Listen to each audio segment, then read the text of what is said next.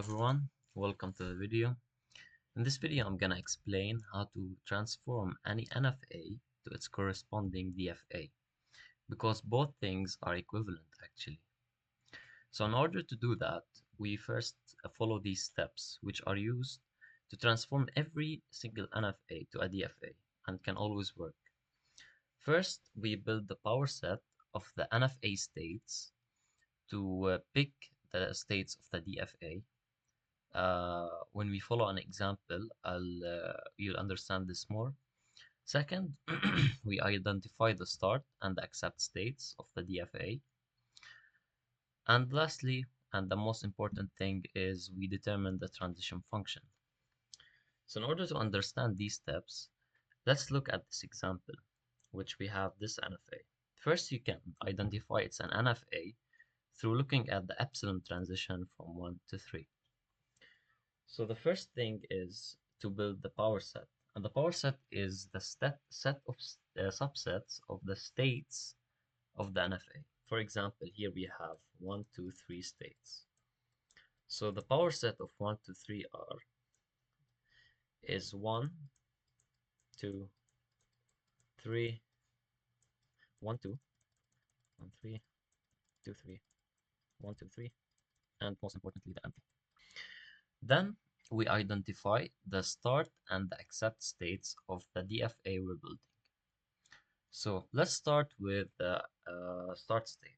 So here the start state is 1. So you can see that 1 can be a candidate for a start state of the DFA. However, if we notice more, there's an epsilon transition from 1 to 3. Therefore, I can either start at 1 or I can jump and start at 3.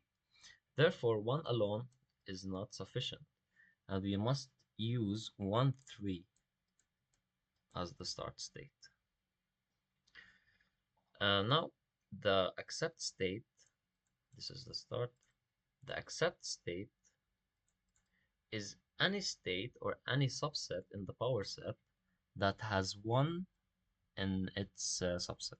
For example, the accept states are 1, 1, 2, 1, 3, and 1, 2, 3, because they have 1 as a number or a state in them. So now we only have to determine the transition function, which is the most important thing to transition them.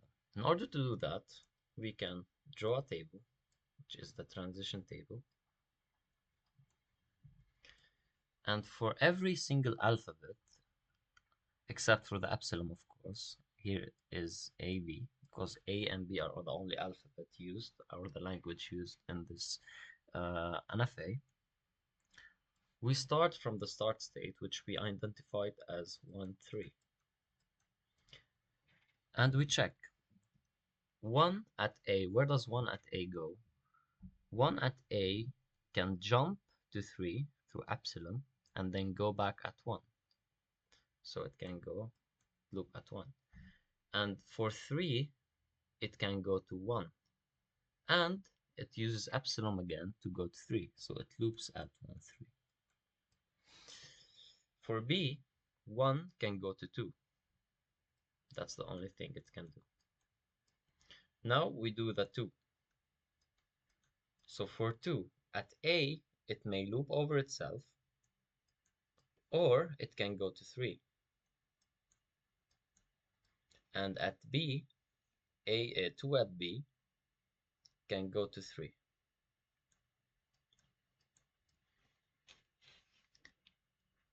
Now we check for 3. Okay, for 3 at A, it can go back to 1, but 1 can jump back to 3 through the epsilon. See, the epsilon can be tricky a bit, but here it's 1, 3. Make sure to always follow the epsilon again. With B, 3 can jump to nowhere. So we use the empty set. Now we have still 2, 3 to discover. So 2, 3. Now 2 with A can loop at 2. and it can go to 3.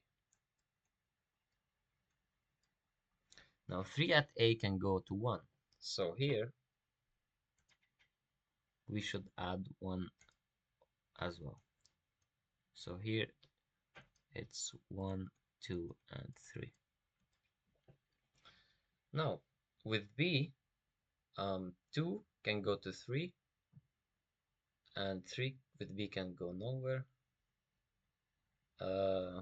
So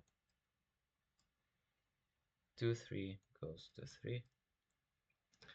Now what we have left is 3, 2, 3. We have 1, 2, 3 to do, because 1, 3 we already did it here. So 1, 3, and 1 at A we can go to 1. With 2 we can go to 3 at A, and 1 as well we can jump to 3. So it will loop at 1, 2, 3. And with using B, 3, 1 to 3 can go to 2, or it can jump to 3. So 2, 3. And don't forget that we need to map the empty, which will always map to itself again. It's like a dead state. Now with this at hand, the transition table f, or the transition function, we have the states and the corresponding mapping for each state. So we can simply draw the DFA. So if we want to draw it, first this is the start state. With A, it loops over itself, and with B, it goes to 2. And it's also an accept state because 1 is here. Now 2 goes to 2, 3.